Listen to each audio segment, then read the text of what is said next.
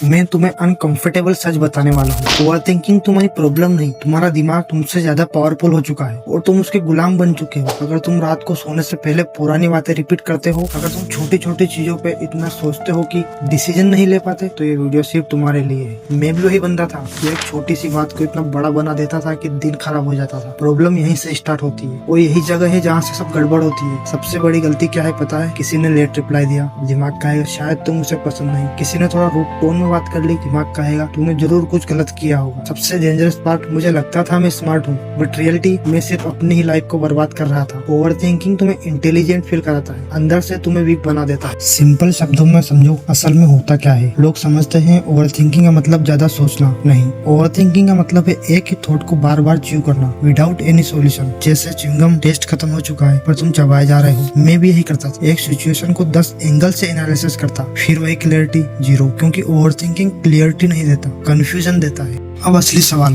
पर ये होता क्यों है? इसके पीछे जो रीजन है वो इंटरेस्टिंग है। ये सब रेंडमली नहीं हो रहा है। तुम्हारा ब्रेन तुम्हें प्रोटेक्ट करने की कोशिश कर रहा है। तुम्हें अनसर्टेनिटी से डर लगता है, तुम कंट्रोल चाहते हो, तुम गलती करने से डरते हो। इसलिए तुम्हारा दिमाग पॉसिबल सिनेरियो इमेजिन करता है। यार अगर ये हो गया तो, यार अगर वो गलत हो गया तो। और धीरे धीरे तुम रियल लाइफ से अपने दिमाग के अंदर जीने लग जाते हो। मैं भी वही था। रियलिटी में कुछ खास नहीं हो रहा था, पर मेरे दिमाग में फुल मूवी चल रही थी। सच सुनने के लिए रेडी है? अब जो मैं बोलने वाला हूँ वो थोड़ा कड़वा है और यही सच लोग एक्सेप्ट नहीं करते। ओवर थिंकिंग एक एडिक्शन है। हाँ एडिक्शन, क्योंकि तुम्हें लगता है तुम कंट्रोल में हो, पर एक्चुअली तुम कंट्रोल लॉस कर चुके हो। तुम सोचते हो बस थोड़ा और सोच लेता हूँ फिर क्लियरिटी आ जाएगी, पर वो थोड़ा और कभी खत्म नहीं होता। और धीरे धीरे डिसीजन डिले करते हो, तुम अपॉर्चुनिटी मिस करते हो, तुम अपने आप पर डाउट करने लगते हो, और सबसे डेंजरस, तुम अपनी ही नजरों में छोटे हो जाते हो। मैं तुम्हें अपनी एक बात बताता हूँ, मेरे साथ क्या हुआ था। एक टाइम पे मैं भी यही कर रहा था। एक दिन मुझे रियलाइज हुआ, मैं 2 घंटे से एक ही मैसेज के बारे में सोच रहा था। रिप्लाई करूं या नहीं करूं, क्या लिखूं, क्या वो गलत समझ लेगी। 2 घंटे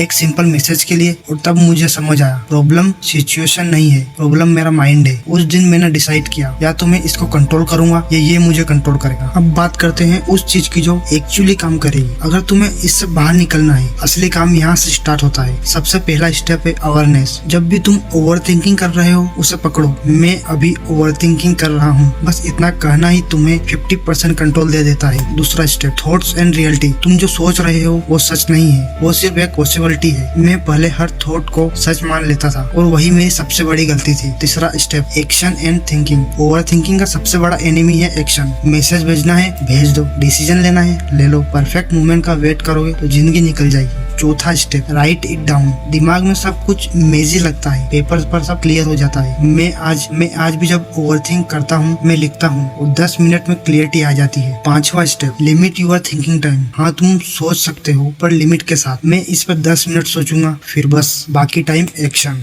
यहाँ एक चीज समझो, रियल चेंज तब आता है जब तुम समझ जाते हो तुम्हें हर चीज कंट्रोल करने की जरूरत नहीं है। तुम गलती करोगे और वो नॉर्मल है। मैं पहले गलती से इतना डरता था कि मैं ट्राई ही नहीं करता था। अब मैं गलती करता हूँ, सीखता हूँ और आगे बढ़ता हूँ। अगर तुम सच में ओवर थिंकिंग से बाहर आना चाहते हो, तुम्हें एक डिसीजन लेना पड़ेगा। कंफर्टेबल रहना है या ग्रो करना है। क्योंकि ओवर थिंकिंग कंफर्टेबल लगता है पर वो तुम्हें सेम जगह रखता है। एक्शन कंफर्टेबल होता है पर वो तुम्हें आगे बढ़ाता है। याद रखो, तुम्हारा दिमाग तुम्हारा टूल है, तुम उसके टूल नहीं हो। जब तुम उसको कंट्रोल करना सीख जाओगे तब तुम अपनी लाइफ कंट्रोल कर लोगे। अगर तुम ऐसे प्रैक्टिकल साइकोलॉजी कंटेंट चाहते हो तो सब्सक्राइब करो, क्योंकि यहाँ हम सिर्फ बात नहीं करते, हम तुम्हें चेंज करते हैं।